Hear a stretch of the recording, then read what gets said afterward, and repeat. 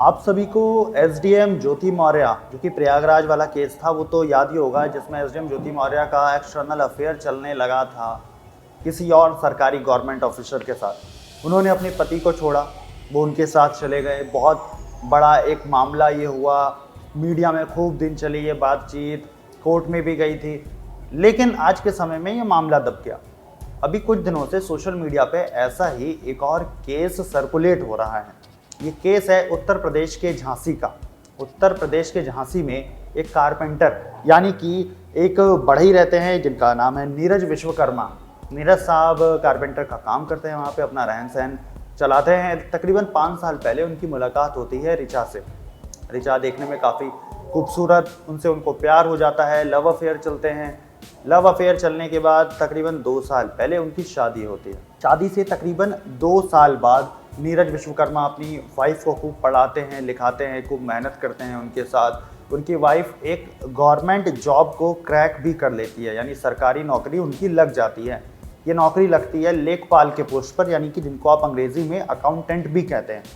लेकिन सरकारी नौकरी लगने के बाद उनकी बीवी के तेवर पूरे तरीके से बदल जाते हैं।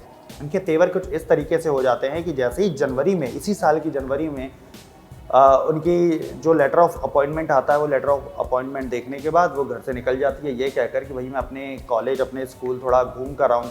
लेकिन उसके बाद वो वापस कभी लौट कर अपने घर आती ही नहीं। ये सब देखने के बाद उनके जो पति हैं, जो विश्वकर्मा साहब हैं, बहुत ज़्यादा टेंशन में आ जाते हैं।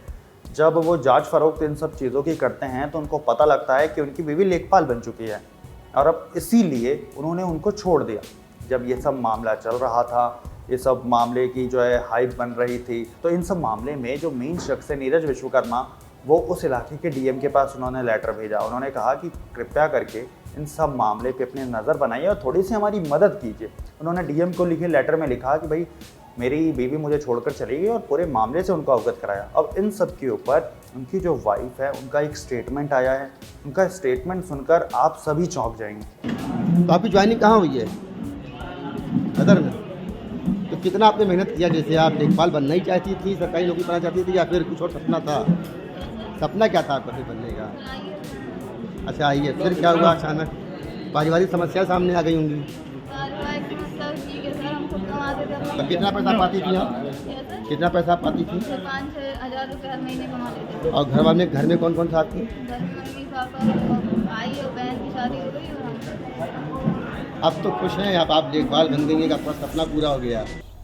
वो कहती हैं कि भाई हम लोगों की जो शादी हुई थी वो एक फेक शादी थी, यानी कि उन्होंने अपने रिश्ते के ऊपर सवालिया निशान खड़ा कर दिया।